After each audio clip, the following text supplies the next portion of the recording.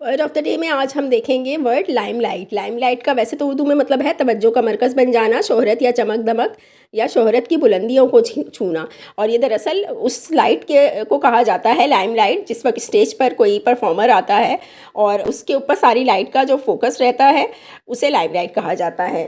अच्छा, अब हम देखते हैं इनके कुछ sentence examples Urdu to English में, लेकिन उससे पहले इसके इंग्लिश मीनिंग्स भी एक दफ़ा पढ़ लेते हैं। A focus of public attention and a lamp formerly used for stage lighting in which a flame, a cylinder of lime and a lens directed the light in a beam. Limelight को लेकर पहला sentence example है, समाजी महफिलों में उसे सबकी तवज्जो का मरकज़ बनकर रहना बहुत अच्छा लगता है।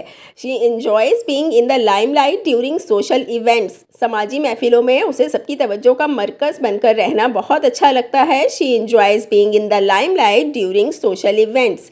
सेंटेंस नंबर 2, वो अदाकार शोहरत की चमक दमक में तो रहा मगर वो अपनी प्राइवेसी को भी बहुत मुकद्दम रखता था। प्राइवेसी को यानी अपनी ज़ाती ज़िंदगी को, अपनी प्राइवेट लाइफ को।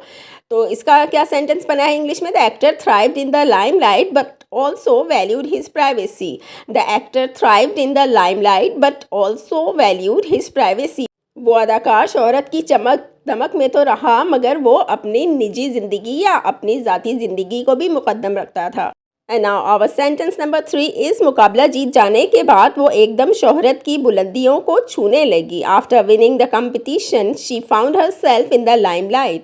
मुकाबला जीत जाने के बाद वो एकदम शोहरत की बुलंदियों को छूने लगी। After winning the competition she found her self in the limelight.